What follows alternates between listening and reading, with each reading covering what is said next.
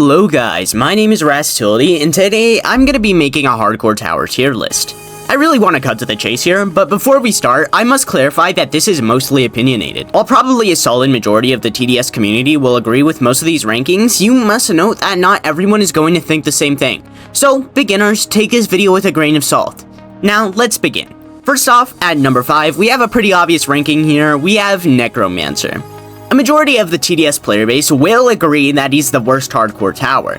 This is not to say that he's a bad tower, there's just no point in really buying or using him over the rest of the hardcore towers in comparison. This tower is a special tower, being exclusively a sub-DPS tower and cannot be relied on for main DPS whatsoever. To super simplify things, this tower is essentially just Trapper with extra steps. However, many people will disagree with that. Let me explain. This tower is overall just not great, having to be placed in the back of all of your towers to utilize him properly. This tower's DPS does not come from him whatsoever, doing just 147 DPS and can be placed 3 times, leading to a total of 441 DPS. Yeah, not good at all, right? This is why this guy has an ability that summons a horde of enemies, which is where most of his DPS will come from. However, this ability has to charge. Like, when I say this ability has to charge, it really has to charge. So this tower can do a burst of around 10k DPS when the ability is used, which sounds good until you realize what the meaning of DPS is. DPS means damage per second. So once this short burst of 10k DPS has been used from the gravestones, his DPS is just gonna drop all the way back down to his basic 450 DPS. This means that you should save your Necromancer ability and use it wisely. So essentially, you will only ever use this tower when a boss appears or when you're about to leak. You will see a lot of arguments saying that Necromancer is extremely good with supports. But even when you give him a lot of supports, other towers can also be supported and will lead to much more DPS. Other than that, he's not gonna be doing anything else a majority of the time, which means he's a rare occasion of a tower that's just actually only a sub DPS tower and nothing else. If you're looking for DPS or essentially anything else, this dude is not the way to go. Do not buy this tower and save him for absolute last when purchasing hardcore towers. Overall, throughout the entire tower tier list, Necromancer is at A tier. Now, since Necromancer is left behind, this tier list is going to be really hard to rank since the rest of these towers are actually pretty decent and are all in A+ tier or above in the tower tier list. So, when I say this next tower, it doesn't mean that it's a bad tower, it just means that the other towers are better in my opinion. And at number 4, we have Brawler on the tier list. Just hear me out for a second, okay? Brawler is an extremely good early game DPS and helps as a sub DPS in the mid game. Overall, this tower has extremely good stats across the board. There's just one thing he's lacking in, and that's range. Duh, obviously, because he's a melee tower, so he's forced to have short range. However, that still doesn't change the fact that it weighs him down a lot. Let me explain. Brawler has absolutely insane cost efficiency, costing 600 to place and has 10 DPS at level 0. Overall, across the board, his upgrades are very cheap and cost efficient, and again, the only thing weighing him down is his range. You guys need to remember that DPS is not the only aspect in determining a good tower. Cost, range, fire rate, etc. are also really important factors. Of course, range wouldn't exactly matter if you just mow down everything in sight. However, Brawler doesn't exactly one-tap everything he sees, does he? Exaggerate however much you want, it still doesn't change the fact that he doesn't one-tap everything, so range really does matter. Take a tower like Golden Scout for example. This tower overall has less DPS than Brawler on wave 1, doing 6 DPS in total. However, in return for this, Golden Scout actually has a range, which is what makes him just as great, if not greater than Brawler. So, in the end, is Brawler a good tower? Absolutely, he's a good tower, unlike another tower mentioned on this tier list. Would I recommend you buy him first if you're a beginner? No. Truthfully, I would not. You need to go for a tower like Engineer or even Accelerator before considering to get a tower like Brawler. Besides, if you get a tower like Golden Scout along the way, you won't need to get him at all. Overall, this tower lands itself a spot on A+ on the tier list, being absolutely cracked. Now, at number 3, we might have another controversial opinion here. We have the Accelerator. Before you type out the stupid comments, at least let me explain first. So, first of all, this tower shreds through mid-game and does good DPS in the later waves.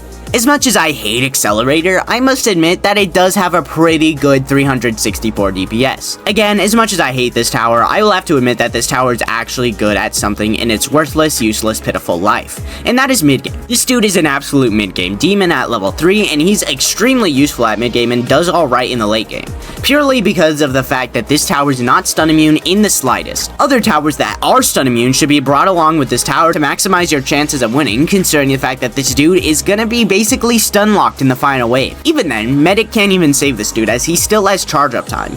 So, is this dude a good tower? I guess. Would I recommend buying him? Maybe. He isn't an automatic carry, and you can't exactly turn your brain off when using him despite what people say because he does have his flaws. I guess if you're already aiming for Accelerator, go ahead and try to get him.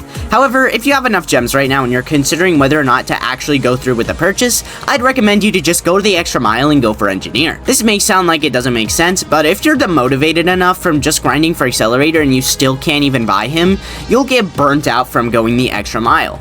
However, if you're watching this video and you already have enough to buy him but you're seriously rethinking your actions, then that means you might be willing to keep grinding. And trust me, the extra mile is worth it. This tower is already ranked in S tier. And at number 2, we have Hacker.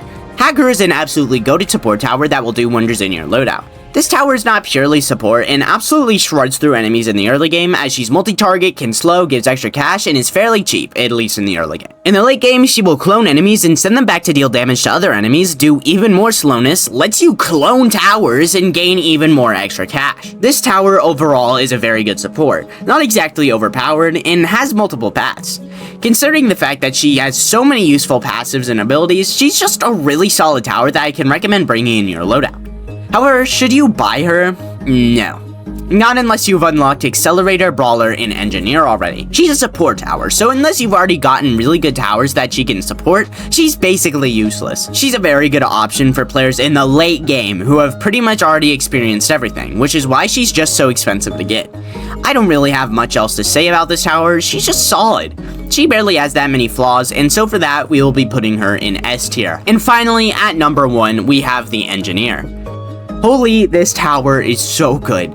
She's usable in all points of the game, being overall a cheap tower. Literally just spamming level 2 engineers will get you such a long way in a lot of modes just because of how cheap she is. Literally every part of this tower is good except for level 3, in which is just eh. So this tower is essentially a tower that is a solution to all of your problems, having potential for early game, mid game, late game, and can detect every single enemy in the game while also being stun immune and extremely cheap. This tower is absolutely a must-have. The only downside to her is the fact that she doesn't get boosted by supports much at all due to her sentries that she builds being separate entities, which is likely going to be fixed soon, making her even better. Overall, I cannot state any further how good this tower is, and she is a must-have, like I said, and is easily one of the best towers in the game at the moment. So, should you buy this tower? Yes, absolutely, and I couldn't recommend her more.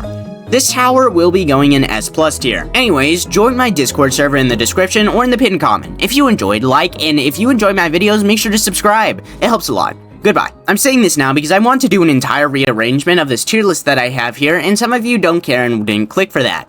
So, here we go. First off, we'll be moving Hollowpunk down to F tier. Gladiator will be going down to D tier, and Executioner will be falling down to C tier with Frost Blaster. Freezer and Cowboy will be moving up to A tier. Cryomancer, Jester, Golden Minigunner, Commando, Firework Technician, Elementalist, and Golden Cowboy will be moving down to B tier. Mortar will be moving down to A tier, as well as Toxic Gunner and Golden Soldier. Sledger will be moving down to A+, and finally, Golden Scout will be moving from S+ down to S. S+ will only be reserved for easily the best towers in the game now, and Golden Cowboy is also lower than Regular Cowboy, as Regular Cowboy is way more cost efficient than Golden Cowboy. Anyways, the reason why this stuff has changed so much is because it has actually just been ages since I've actually done a really good look at this tier list, and it needed some changes, and I think this looks better than it did before. So for real now, join my Discord server in the description or in the pinned comment. It's so close to 100 members, and it's actually a fairly active Discord server. If you're looking for some people to talk with, I suggest joining. Also, memberships will be opening on my YouTube channel soon. I said that it would be open last video, but that was a lie, clearly, so I'm sorry about that. When I do open memberships, I'll be releasing a video talking about some of the perks you can get if you're interested at all. Anyways, my name is Rastility. I hope you enjoyed this video. I'll see you in the next one. Bye-bye.